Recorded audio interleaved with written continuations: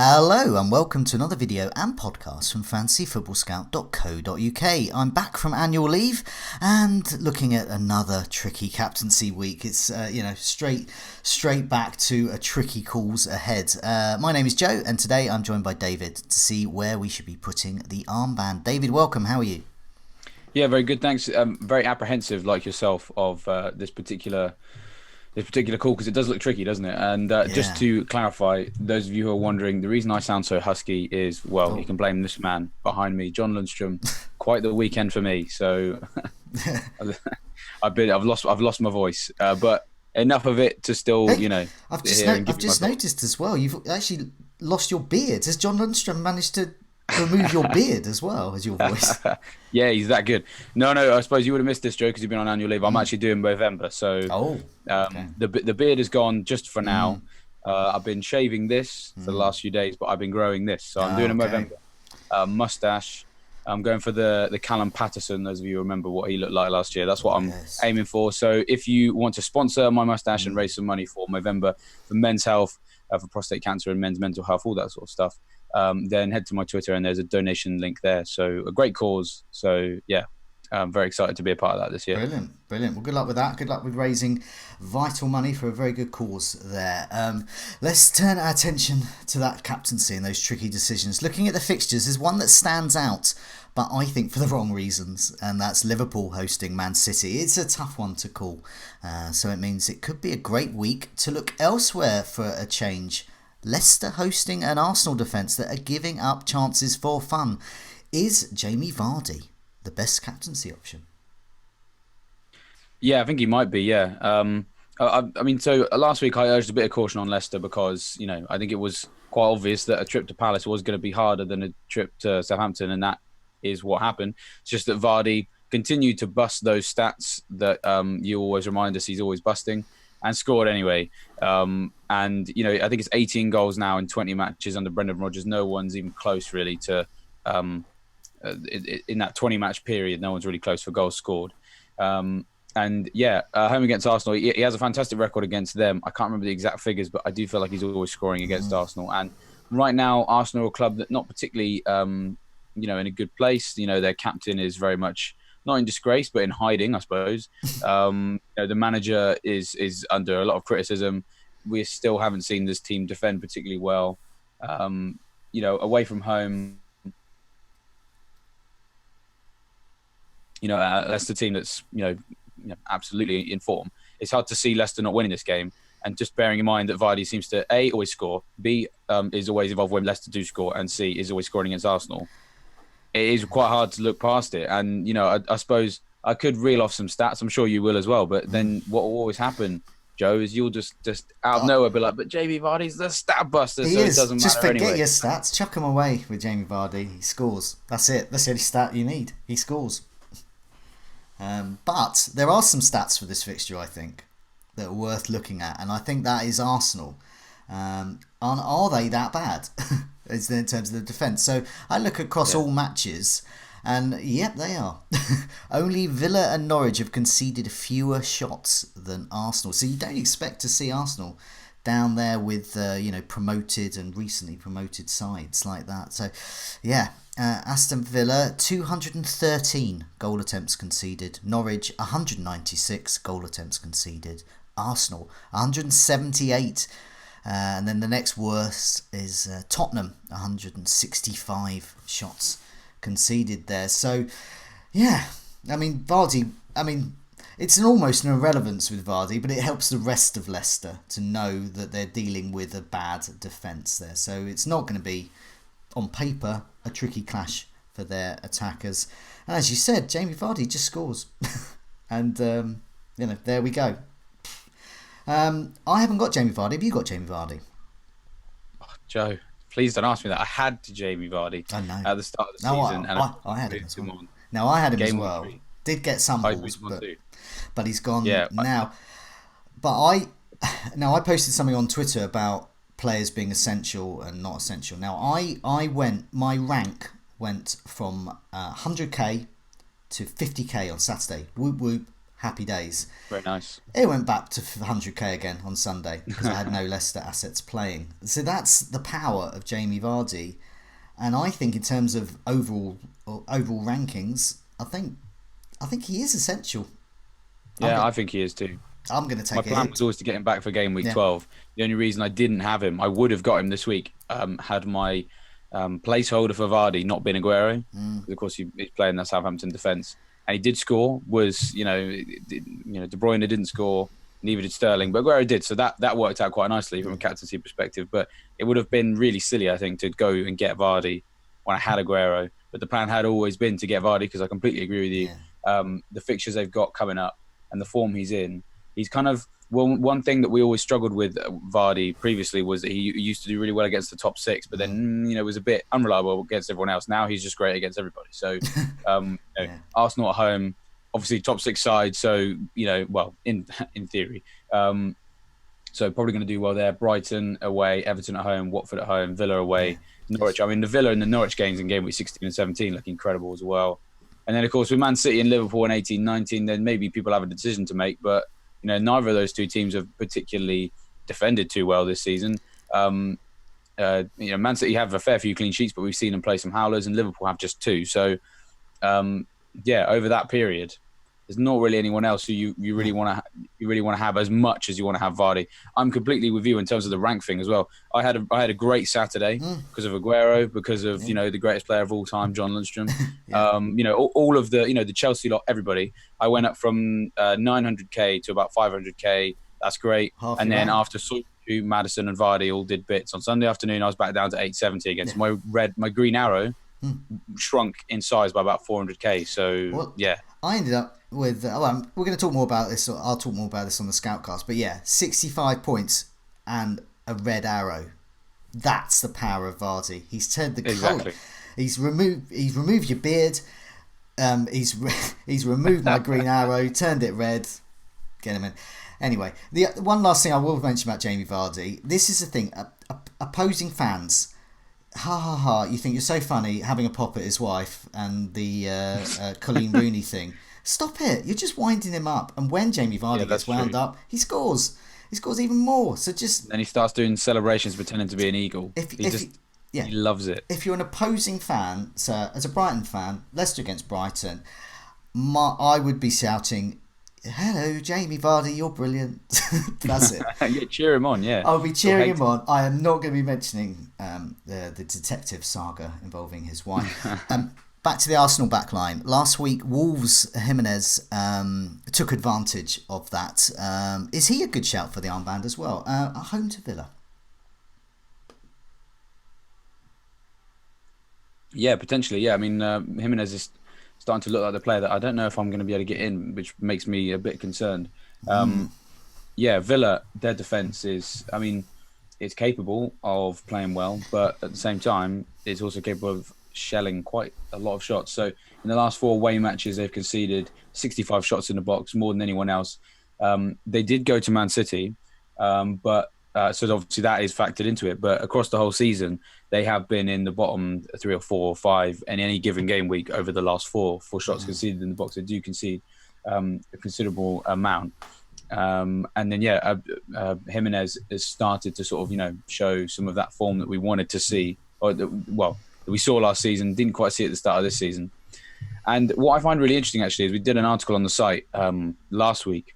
Perhaps we should have done it this week because obviously there's more European football coming along.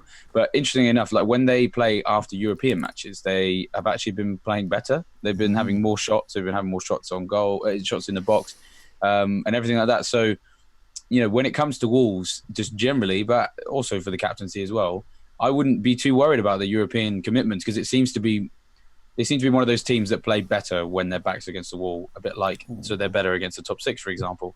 They seem to also be better when they're kind of got that momentum going from these European matches. So there's lots of reasons, I think, to like a Wolves asset, either this game week or just generally.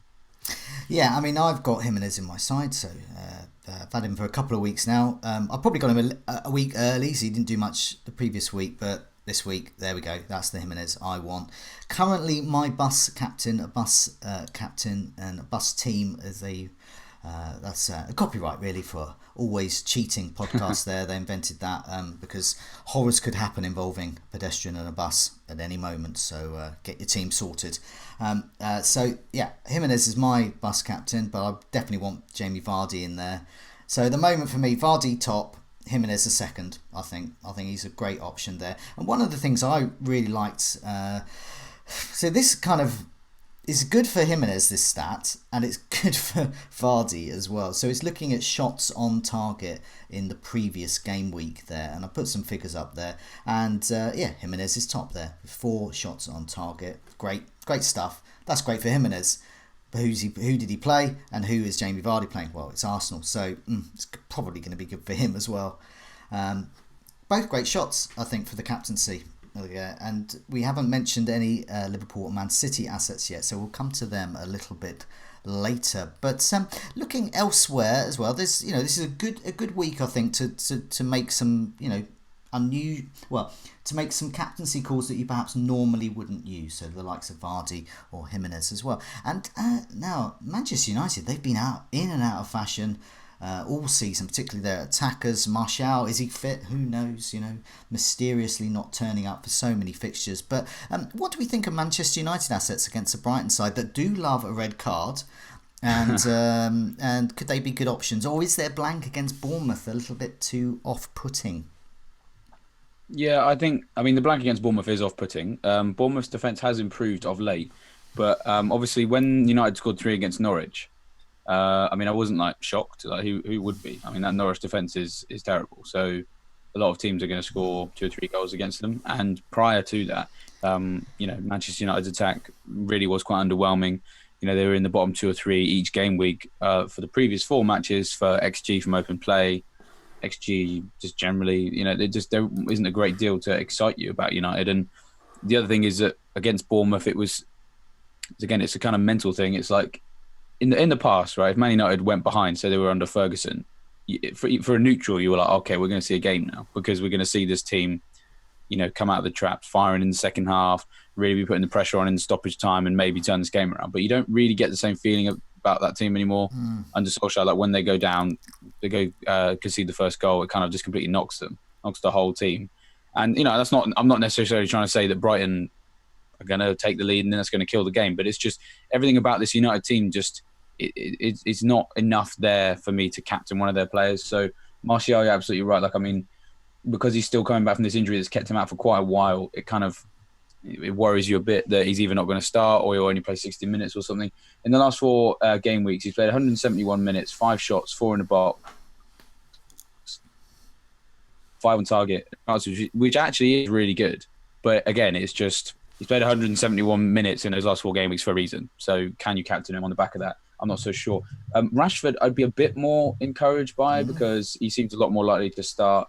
But even still, his stats are they don't really compare with some of the more informed players. It's 9 shots, 7 in the box, 5 on target, 3 big chances. It's it's all right. But again, I just don't really trust United, and I also don't really trust their penalties either. So we were saying last week, if a United player gets a penalty and you own them, if you're owning a United player, you almost don't want them to get a penalty because you could be staring at a strong chance of a negative, a deduction on your points and things like that. So just the only other thing that's potentially interesting, I suppose, over the last 4 game weeks in terms of minutes per expected goal involvement, Rashford is actually quite good. So top of the league is Jesus, Salah, Pulisic are the top 3, Mope, Barnes, Ashley Barnes, that is, Sterling are the others in top 6. Rashford is 8th best for minutes per expected goal involvement in the last 4 game weeks, but at the same time that includes a couple of penalties. So it's hard to know exactly what to expect from Man United. And what we say on these videos, if you've got questions about a player or a team or something needs to give, something's got to improve before that game, then don't take the risk with your captaincy. Yeah, I mean, with Vardy, Jimenez, I don't have any question marks. I just think captain them. And, in theory, hope for some points there. But with Manchester United assets, I do. On the flip side, I've had a look at my team Brighton's defence. It's not that very good on the road, to put it that way. Very porous, I would say. So looking at all away matches, big chances conceded, top of the pile is, or rather bottom of the pile, with conceding the most. is West Ham, but Brighton have conceded 15 rather. So West Ham have conceded 17 big chances, so they're the worst, and they're not really that far behind them as Brighton with 15. So obviously, teams have played different amount of home and away games, but it just gives an indication really. Their expected goals conceded away has been 10. They've actually conceded 8, so they've been marginally unlucky, but it says to me, and I think I get sometimes I don't know whether when you're a fan of a side you tend to be a little bit more pessimistic, but Brighton do have a tendency to get players sent off. They do have a tendency to concede own goals over the last couple of years, and I just think away at Old Trafford is not ideal. Worth mentioning, I believe Pascal Gross has done very well at Old Trafford before. I think I'm right in saying they were on the losing side. They lost 1-0, and he emerged with all maximum bonus. He didn't get any attacking returns. It was one of the weirdest things I've ever seen in FPL. That, and that's the power of Pascal Gross. So he could be a very, very differential captaincy option. He's done really well recently. I mean, to be honest, if we're looking at that game, I don't think you should just look at United players. I mean, I know United's defence has been relatively good, but I mean, again, you're perhaps more pessimistic, I suppose, as a Brighton fan. But actually, you have been impressed with Brighton, I'm sure. I have, yeah. Especially Neil Maupay, last 4 games, is top of the league for shots in the box with 16, and arguably really should have got more points against Norwich than he did. Seems to quite fancy, life at Brighton, and is doing very well, and is very busy in the box. So the low centre of gravity of Connolly is reminding me very much of a teenage Wayne Rooney as well. So that might be something that Manchester United fans can look at. Pascal Gross, as you say, and Trossard as well, even as a substitute, bring him on for 20 or 30 minutes and he can change a game. So there are options there. A bit too differential for my taste for the captaincy this week. Yes, definitely, I think. Tammy Abraham, he looks like another good shout for the captaincy. But is Chelsea's, or his rather, better away form a bit off-putting regarding Abraham, considering he's at home to Palace? So he scored 7 and assisted 2 on the road, but he scored 2 goals at home. So what do we think? Tammy Abraham's chances? Yeah, I mean, initially I kind of didn't really think so. When I set my bus team, I didn't place the captaincy anywhere because I knew I was going to be getting Vardy, and it was probably going to be my captain. But then the more I kind of looked into it, the more I think there is some case for Abraham in terms of clearing up at home versus away. I think he's been very fortunate away, and he's been very unfortunate at home. So I think that's skewed the figures a little bit, because I mean, even you look at the goal he scored against Southampton, it was a good goal, of course, but most of the time you're not going to be able to score a lob like that. Some of the goals he scored away from home have been, well, I say in terms of the Wolves game, I mean, I think Vallejo played in that game. Wolves' defence was on that one day dreadful, and usually they're not. And then you look at some of the home matches Abraham's played in, and you think, well, he probably should have done better there.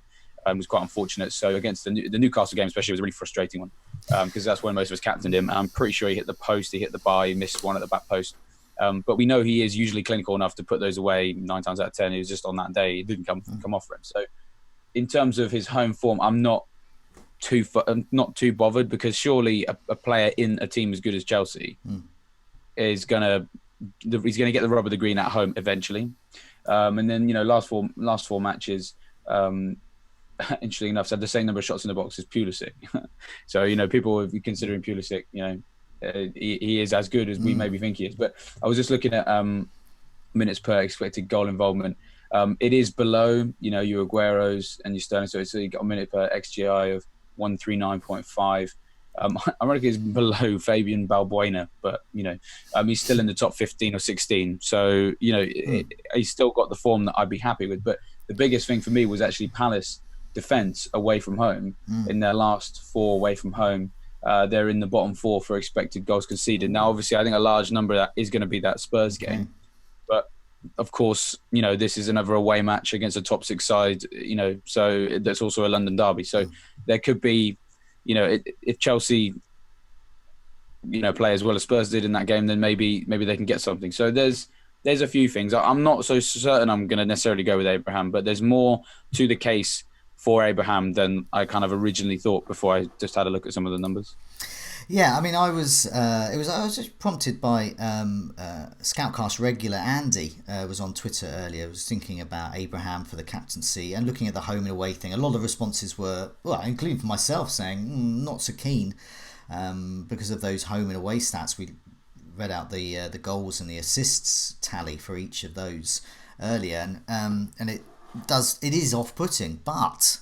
So I went onto the comparison tool in the FF Scout members area, very handy for exactly this kind of situation. I keyed in Tammy Abraham home, Tammy Abraham away, pressed the button there, and what did it show me? It said that the expected goal stats are better at home. At home, he has more penalty touches. He has more shots, and this is by the way an average. So bearing in mind the differences between home and away games played, this is an average per match. Expected goal stats are better, plenty more penalty touches. He has more shots at home. He has more big chances at home, and this is where he falls down. He's less accurate with his shots at home. He's more accurate away, but he gets loads more at home. Make of that what you will, but it says to me, as you said, your opening line about that, it suggests that he's been unlucky at home. And I know once again, as a Brighton fan, and I think anyone of fans of any teams that have seen Chelsea play their own team and not come away with a monster haul, and in which case, some cases they have come away with a monster haul. But for those that you get the feeling, we've been let off lightly there, and they were unlucky, crossbar being hit, etc., etc. I think he's a good shout for the captaincy now. I didn't earlier this morning.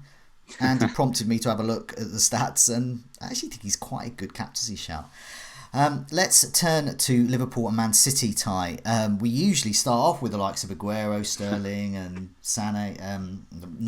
Mane rather, and Sané's old news. But yeah, are we sort of neglecting them as captaincy options a bit unfairly? You know, what do we think of these? I think we might be overlooking them more than we probably should. Just simply because, well, their defences haven't been as good as they were last season for lots of various different reasons. So, I mean, Liverpool, just 2 clean sheets. And, of course, missing Matip now, who I will continue to insist is more important to that defence than Alisson, because they were conceding more shots even when they had Alisson. So, towards the end of last season, that is, I should say. And they've still continued to concede goals now that Alisson's back. But because Matip's not there. And there seems to be something going on in midfield as well. I know that Henderson, for example, played a more advanced role in central midfield in the last season. So perhaps maybe, which held Salah out, but perhaps didn't maybe help out the backline. So there's every reason to believe that Liverpool can concede. Man City, for them, it's kind of, injuries again because Laporte is out and Otamendi's in bad form. You know, I'm never particularly confident of Stones' ability to defend. I'm confident that most of Man City's defenders' ability to pass the ball and, you know, play the ball out from the back. They're all very good at that. But in terms of actually asking them to defend one-on-one, and if you ask the Man City defence to play defence versus attack, like a training session, and they were just a defence, I don't really think they do very well. Yeah, I mean... So there's every reason to there will be there. And at the same time, plenty of the assets have some form. So, you know, you look at... I mean, it's tricky because pinning down a Man City player right now is quite tricky because actually, interestingly enough, most shots in the box last 4 is Jesus. You're not going to captain Jesus. You're not going to own Jesus. But Sterling, 12 shots, 11 in the box, just 2 on target, which I think is probably the problem because we saw that even going into game week 11, 3 big chances as well. Aguero, 10 shots, 10 in the box, 1 on target, 2 big chances. And then Firmino is actually, out of forwards, last 4 matches, top for his 13 shots in the box. Salah's had 11 in the box, 8 of them on target, which is a huge amount on target. And you know, anyone who owns Salah right now can probably feel unfortunate that he's got nothing. And then just to finish on the expected angle, top of the league for minutes per XGI over the last 4 matches is Jesus, and second is Salah. So both defenses don't look amazing, and both sets of attackers look like they have the ability to score. So you know, we could be looking at a 2-2 or a 3-2 or something. And then if that's the case, if you put the captaincy in there, then it could end up being a bit of a differential if your Vardys and your Jiminez's and your Abrahams don't deliver. So there's more a case to go to this match, and I think you initially sort of, because I was the same, you know, back I just looked at it and went no, and again look at some of the numbers and go, well, you know, maybe there's a case to be made for them.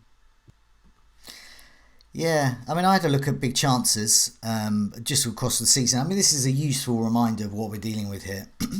And what we're dealing with is two great sides with a whole bunch of great captaincy options there.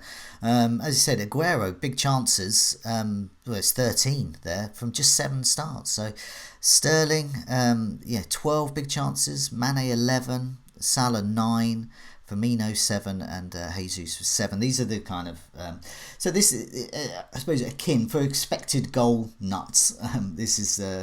This is an old-fashioned stat that's akin to that expected goal. So it's judging the quality of that chance. And that's what we're dealing with. We're dealing with a whole bunch of players who can do well. And I think you're right. I think in terms of strategy and the captaincy, it could be quite a shrewd move to just captain one of Sterling, Salah, Mane. Take your pick. They could get the points in. Just while I've been talking, we've had a few on the live stream. We've had a few comments. I just want to bring them in as well. So now this is interesting from Devish here. He says he has both Abraham and Vardy, but he's leaning towards Abraham for the captaincy there. So not all of us, not everyone like us is very pro Vardy there. Devish again. Devish is full of good comments today, actually. Leicester defence looking decent, so I don't think Arsenal will score more than a goal.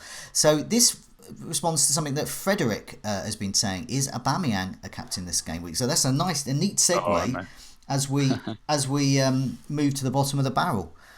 We look at the best of the rest. Stuttering Spurs against rock solid Sheffield United, aka Lundstrom Athletic, or in fact the likes of Aubameyang. What do we think? It's barrel scraping time. There's no disrespect to Aubameyang or Aubameyang owners, but I do think that most weeks Aubameyang's got to be in the barrel scraping section because you can't trust him at all. And I was a little bit concerned about 6 weeks ago, and he was kind of ticking along, and he hadn't blanked yet because I'd spent most of the summer saying don't touch him with a barge pole because you can't trust him. And thankfully, that has come to pass. You just cannot trust him.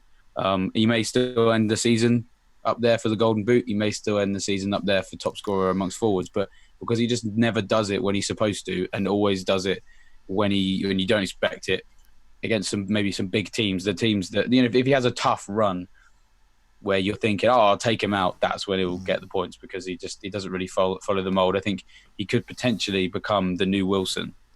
He's not quite there yet, but I feel like he's on his way. So no, not going there. And you're right to mention that Leicester's defence has been quite solid recently.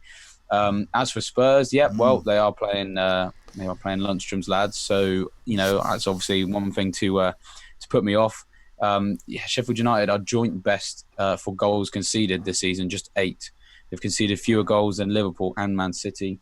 They've kept 5 clean sheets, which is the joint highest. So, as we've been saying, me and you really have been saying this all season, haven't we, Joe, that Sheffield United look like a kind of team you don't really want to captain a player against. No. And then now that we're 11 or 12 game weeks in, that's been proved in the statistics as well. They've been racking up the clean sheets that we expected that they would get. So I wouldn't think about them there. Obviously, with Spurs, it's Kane's missed out with some maybe back, but as I said, don't see him getting a huge amount of joy against Sheffield United. Son, the thing on Son, obviously what happened yesterday, I've seen the injury and it's horrible. What happened with Andre Gomez, but it's kind of worth pointing out that while Son obviously still takes some blame because he made the tackle, to say that Son broke his ankle is I think inaccurate because what he's done what most Premier League players do when the other team's on the counter and he's just stuck a leg in, try and take one for the team. The foul itself, for me, is just a yellow card. And what breaks the leg of the Everton player is actually sort of his impact, his landing, which he has to factor in Aurier, who's just come across him. So his legs have kind of got squished underneath him, and that's how he's broken his ankle. And of course, that's not to take away, it's obviously a horrible thing to happen. I've broken my ankle. I know exactly what it's like. So I'm not trying to disrespect the Everton player. But if we're talking about whether or not Son's going to play, there is already talk about him potentially appealing that decision. And of course, Sky Sports have done a whole segment on this whole thing all morning, so I'll try and condense it. But whether or not he actually succeed, I think he would succeed probably if he appealed. but some people may see it as distasteful if he tries to appeal. And there's also the fact that even if he does appeal and gets allowed to play, he was proper distressed at the end of that game. He was in floods of tears, as you would be if anyone. If you feel like you're responsible for breaking someone's leg, you're going to be in a frame of mind that you can't really process. So therefore, maybe the manager doesn't play him anyway for a few weeks because he doesn't feel confident enough to go out on the pitch and not do the same thing again. There's plenty of players down through history who've done damage to other players and really struggled to kind of carry on. For example, probably the most famous, Hunt, the Reading player, breaking Czech's skull. It's a really, really tough thing to go through from both ends, either the player who was injured or the player who causes the injury. So, for Son, I mean, really, I'd be surprised if he plays next week, even if he is cleared of the red card. And just generally, I wouldn't. His frame of mind is going to be tough a place to be over the next few weeks, I would say. Yeah, it's like anyone trying to overcome trauma of any sort. Obviously, the player himself has got that trauma of having to be hospitalised, etc. And of course, you've got the likes of Son, and you've got other players who've just witnessed this kind of injury. Being players, knowing that they can be susceptible to that type of injury as well. Yeah, it's tough things. Yeah, I mean, back to the captaincy. Spurs, I think, as usual, I asked the question and you always say no, and I agree, and that's the end of it when it comes to the captaincy. I just think they're null and void for the captaincy. Having said that, Dele Alli, I think, could be an intriguing differential. He's helped me out many times in the past when he's been widely ignored, and he keeps coming up with some points. So anyway, just looking at the fixtures, barrel scraping time, I guess. Bournemouth against Newcastle, you never know, but not for the captaincy, we want reliability, don't we? Yeah, let's not mess about. Yeah, let's not mess about. I think it's time to finish. We've reached the bottom of the barrel, duly emptied, and at the very top of way past the barrel is the likes of Vardy, Jiminez, and I think the Liverpool Man City definitely unfairly perhaps overlooked there. Just finally, obviously yourself and myself, I mean, reeling off loads of lovely stats, and I think it's just mentioned that we've been looking at those in the members area of Fantasy Football Scout. If you are a member, do go in. Lots of lovely stuff there. If you're not a member, get membership and then go in. As I said earlier, one of the things I've looked at this week was particularly the comparison tool, because sometimes it just helps to give a better picture and a bit more information about some of the myths and whatever you want to call them, the rumours that spread around. So Tammy Abraham can't score at home but does brilliantly away. Well, perhaps the stats suggest that that's not quite the case, and there could be some goals to come at home. But in the meantime, good luck those who captain Abraham, who captain Jimenez, and whoever you captain, good luck. And David, good luck with your captaincy selection as well. And goodbye. Cheers, and good luck to you as well, Joe.